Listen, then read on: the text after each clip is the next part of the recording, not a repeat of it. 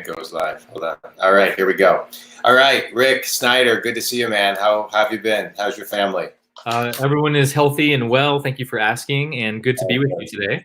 Good to have you here. Thank you. Well, I'm looking forward to our talk. I wanted to chat with you today because you wrote a book called Decisive Intuition, and I think how convenient that you have it just happened to be on my table right now. Like, oh, look at that. Right. How can that's so convenient. So, but I wanted to chat with you because now, as we're in COVID, I think it's so relevant. I think one of the things that many business owners struggle with is many people in general are making a decision. Yes. And listening to your vision. And so, with COVID and all of this extra fear that's in the world and uncertainty and unknown, I think it's harder to listen to your intuition and to make a decision. Yeah. And so I thought we could kind of dive in there a little bit and maybe chunk each word as far as how you define it, right? So, what does decisive mean, today? Yeah, it's a great question. And so, just like you said, because there's more noise than there's ever been around us, and the signal to noise ratio is very weak, where we're actually getting good data. In fact, no one can agree on what is good data anymore. Right. There's a whole misinformation war going on. It seems like we don't really know, and that's the most vulnerable thing. We just don't really know, what is the threat out there? How are businesses being asked to stretch, or are they going to reopen, or when? Like, there's just so many unknowns in our lifetime than we've ever seen, that it's actually more important than ever to listen to our inner signals and cues. Yeah. Our inner intelligence. So how do we do that? Listening to our intuition is not just over relying on all the media and the outputs and the inputs that we're taking in from the outer world, but how do we actually listen to our own inner antenna? And actually, if it's jammed up, how do we clear that out so that we can be more fine-tuned in the different information we're picking up in the marketplace or with our team? If I'm managing my team remotely, I have to actually be more intuitive about how to get the most out of each team member and where they're at and where they're struggling. It's so important right now. I love what you're talking about right now is your inner antenna. I mean, one of the things I do is, first thing I do when I wake up every day, I meditate to get just kind of the noise out of my mind. So what are some of the things that people who are listening now or later, what can they do to kind of get in tune with that inner antenna? Yes. I have a little cheat sheet I'll give you, a really quick 3-step process that's going to help you, in a way, block out the noise so that you can tune into your inner wisdom and intelligence. And so, number 1, interrupt your routine. So when we have our normal routines, we start to go onto autopilot and we lose our sharpness. We get kind of doled out by, it's Monday to Tuesday, Tuesday to Wednesday, going through our normal tasks and what have you. We lose our creativity. We lose that moment to reflect. Or we don't, if we're planning our meetings back to back to back, we literally don't have time to stop and reflect on the bigger picture. So step 1 is, how do I interrupt my routine? And do I need to get away from screen time for half an hour and go for a walk outside in nature or around the block? Do I need to do some stretching or athletics to get my system going and get into a different state? Sure. Mind. Those are 2 techniques. Meditation, you mentioned, is huge. That's probably the fastest way is any kind of breathing exercise when you're slowing down your breath, which is step number 2. So after you interrupt your routine, step number 2 is slowing down and breathing. When I slow down and breathe, I'm literally changing my brain states from and what's happening with the whole pandemic moment right now, we're more operating from our, survival brain, if you will, our survival mentality, that we're not actually accessing our deeper creativity. Yeah. It's always coming from survival and panic and fear. And so it's really important to slow down and breathe for your immune system. For what's called the vagus nerve is the longest nerve that goes from your brainstem to your gut. And that's actually the most important nerve system to calm your whole body down, which actually is what allows you to access your creativity and your intuition. That's interesting. So that's so important, is to slow down, breathe, meditate. Steve Jobs used to walk around the Apple campus barefoot when he wanted to get into that innovative, intuitive zone.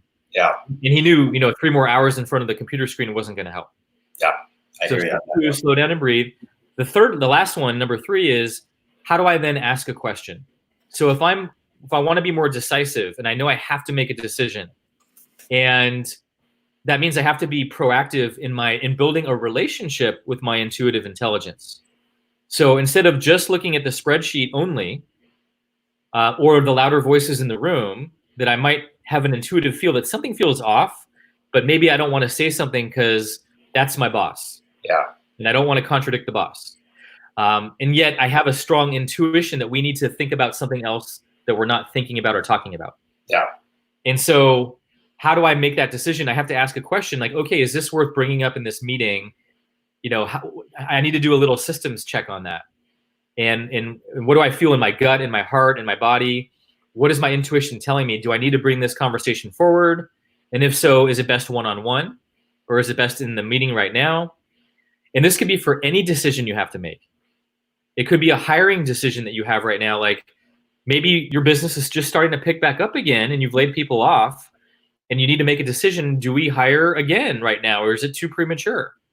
Yeah. That's a tough decision. And so yes, I'm going to want to look at my financials. I'm going to want to look at the data, of course, and do my critical thinking. But I also need to feel into my experience and my wisdom around what I know the team needs and our company needs right now. Right. I love that. I think I see people discount their inner wisdom, and when they get scared, especially, and that's disempowering as leaders. Yeah. How do you trust that? I think that's the key. How do you trust that?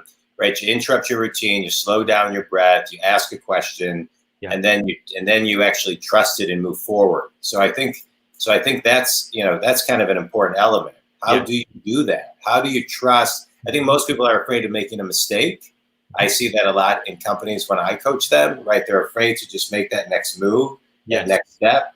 And so how do you trust your gut? Yeah, it comes with practice. Just like learning any skill. Let's take a musical instrument. When you're first learning the clarinet, not that I've done that, but I would imagine when you first learn the clarinet, you don't get up on stage right away. You first practice the scales, maybe in your room or with the teacher, and you just build those dribble drills, those building blocks, till you can start to get confident to take a risk, where you get in front of a first audience, and then you get to a bigger stage. And so same as with intuition, practice with some small decisions in your day that don't have as much gravity to them.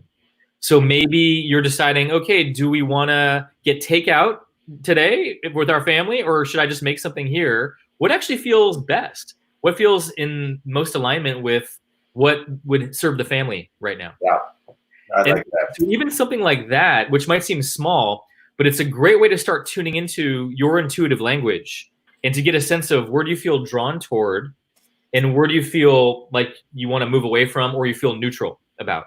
Yeah. And so if you start practicing on decisions like that, or even it might be a very small business decision or a small, conversation that you might want to have or not, start on those levels, and then you're going to start building a reputation with yourself. Yeah. You're going to start building a confidence in your decision making. And I just want to say one last thing. I think why people don't trust themselves on a fundamental level is they confuse intuitive intelligence with emotional reactivity. Say that again.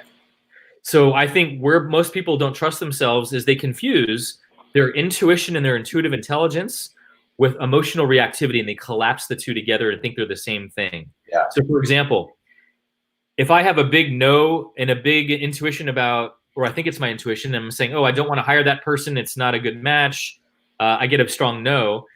Is that really true, or is that my fear talking? Yeah. Is my fear saying it's just not a good time to hire, even though they're the right fit, it would make sense, we're in an upward trajectory and we actually need the help, but I'm just still holding on to, like, I'm hijacked by the COVID mentality right now that I'm just going to wait everything out. Yeah. And I'm not going to take any risks. So what does a risk look like? I think, just to comment on that, I think many times people don't trust it because they're actually scared of their own potential. Yes. And I think people have so much more potential than they give themselves credit. Yes. And so I think that's something that gets in people's way. But Yes. now during COVID, right? So you wrote this book. When did you write your book, Rick? I Last forgot. year. Last year. Yeah, So you it came wrote out this a year book. ago, pretty much. Yeah. Yeah. You wrote this book a year ago without a pandemic in mind, right? None of us. And so, how do you, from your research, from your writing, from what you're doing every day, how are you seeing companies move within COVID and through it? Yeah. So one of the things that I'm doing with the executives that I work with or teams is training their intuitive intelligence so that they can actually make decisions on the fly and adapt faster and pivot quicker and be able to anticipate the changes that need to happen. Because here's the thing, Jon, that I think is so exciting. We are like electromagnetic broadcasting signals. We're like these antennas that give off signals and receive information also. And so Right. that's why we're picking up on nonverbal communication and body language all the time.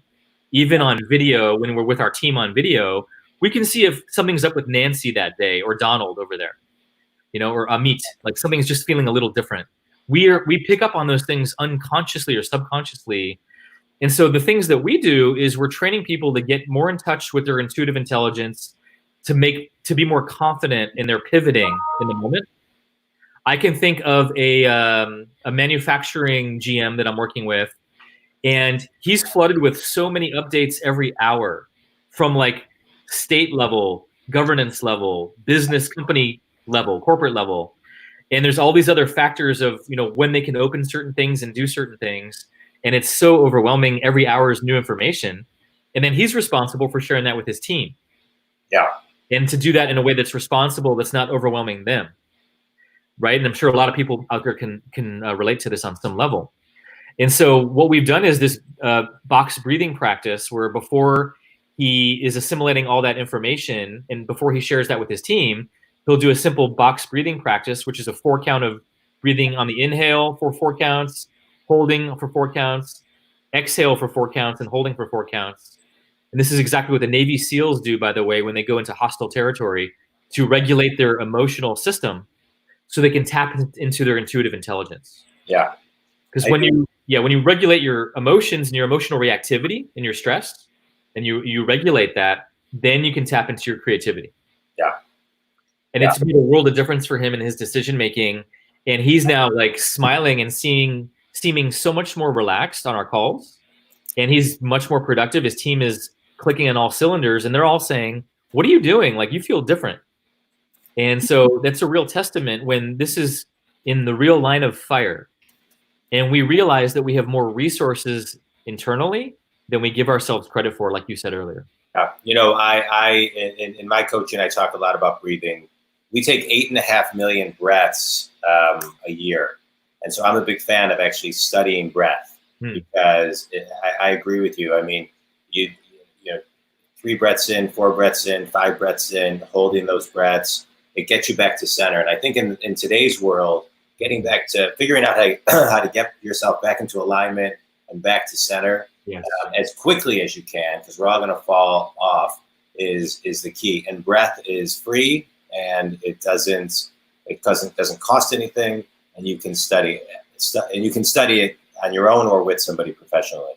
Yeah, and just to get more personal about this, like when this whole pandemic first hit, I was in panic too. And and I remember those moments where you didn't see food on the grocery store aisles and all those movies of the zombie apocalypse that I shouldn't have watched before. Right. Right? It's like, oh, I've seen this story, this doesn't end well.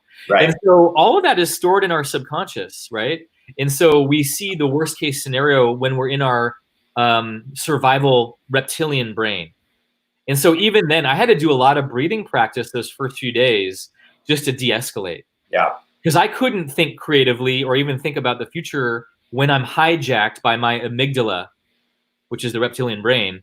And so even for me, I'm no different. Like, we're all in this together. Yeah. And yet we can all share these resources and the power of these resources so that we can think more creatively, have more space to make better decisions, and not have to come from stress or panic.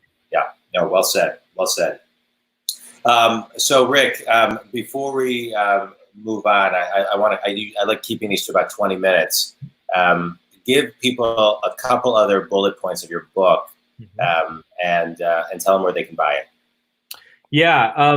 So one of the places that I think we often get stuck again is three areas on living from our intuitive intelligence. Number one is we don't know how to listen to our intuitive language and how our intuition speaks to us. Number two, we might have a sense of what we feel, but we don't trust it yet. Yeah. So I have a sense about something, but I still don't trust it enough. And then number three, where we get stuck, is we know exactly the conversations we need to have. We're just afraid to have them. Yeah. So we actually don't take action on our intuitive intelligence.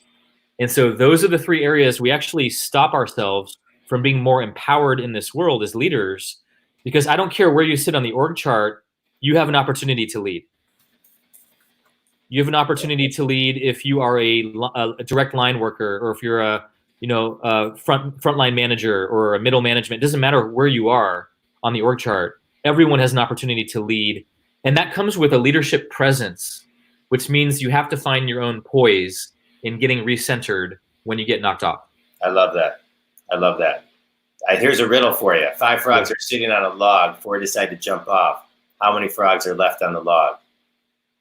Ooh, that's a darn. I always little SAT question for you, Rick. Oh man. The answer is because we're live. I'll share it with you. The answer is 5 because none of them took action. They just decided. So to your points, you got to take action. Yes. Yes.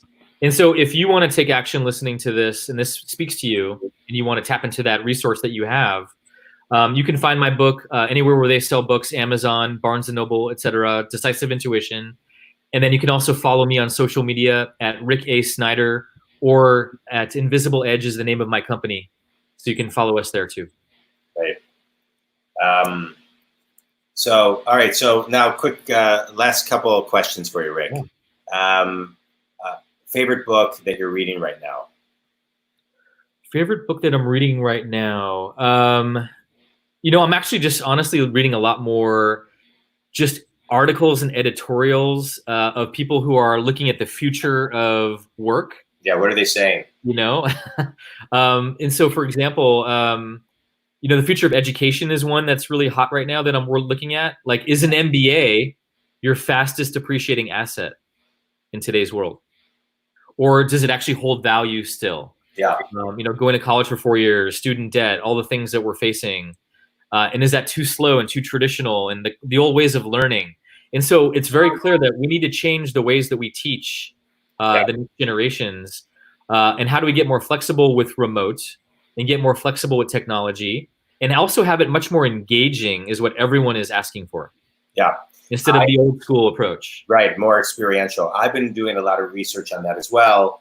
And the studies are showing that colleges are really moving to having to teach adaptability. This was pre-COVID. Yes. Because 85% of the jobs that exist in 2030 don't exist today, and 75% of the global workforce will be millennials by the year 2025. Yeah. And so I think this has accelerated that dramatically. So 100%. Yeah. So it's curious to see what the next 20 years is, or the next 10 years and the next decade is going to bring. So in closing, what is one piece of advice that you would give somebody today as we sit here May 11, 2020 about their business and how to get through COVID? Yeah, I would say this, that on the biggest level, we're in a great pause moment. They're calling it the great pause or the great reset. And this is such an opportunity to allow yourself to have that. Like, are you actually allowing yourself out there to have a pause moment or a reset moment where you're not just doing business as usual or trying to make decisions from scarcity or fear or stress? And if you are coming from that place, how can you take a pause during the day, even if it's a 5-minute breathing exercise where you just breathe a little bit slower and consciously and focus your attention on your breath for 5 minutes, or you get outside for 5, 10, 20 minutes, whatever you can do, and give yourself a pause, because you're going to tackle whatever problem you were facing from a different vantage point, where you're going to see different solutions and intuitive connections you didn't see before by giving yourself that pause moment.